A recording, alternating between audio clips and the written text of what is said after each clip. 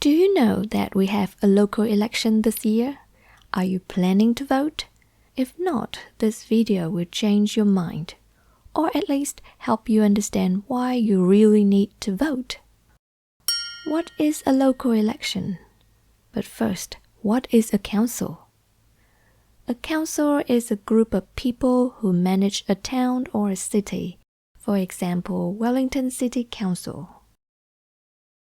The leader of this group is the mayor, and the others are councillors. A local election is when we vote to choose the mayor, the councillors, and people who work for your community board. A community board is a group of people who work as a link between the people and the council. Why should I vote? To answer this question, let's list the things your council does. They collect your rubbish and recycling, look after green spaces and parks, libraries, museums, roads, footpaths, streetlights, and many other services. They support cultural events like festivals and parades. They make sure everyone has fresh tap water, new houses are well built and safe, and they are good places to park your cars. They also manage dirty water pipes. The money for all these things comes from us, the people.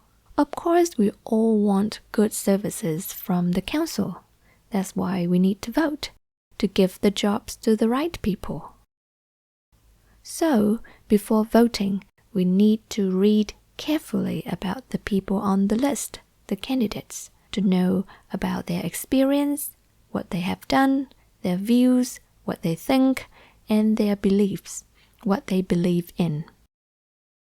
Where do I get the information about the candidates? Several weeks before the election day, you will receive a voting pack, which includes voting papers, information about the candidates, and an envelope. You can also go to some websites that you can trust, such as your council website, to know more about these people. Can I vote? You must be on the electoral roll to vote. The electoral roll is a list of people who have enrolled to vote. Enroll is when you do some paperwork to have your name on the list. And to be on this list, you have to be 18 years old or older, and be a New Zealand citizen or a permanent resident, and have lived in New Zealand for more than 1 year. How can I vote? There are two types of voting. The first one is called First Past the Post, FPP. You put a tick next to the name of the candidate you like. The candidate with the most votes wins. However, in many places, for example, Wellington City, the single transferable vote, STV, is used.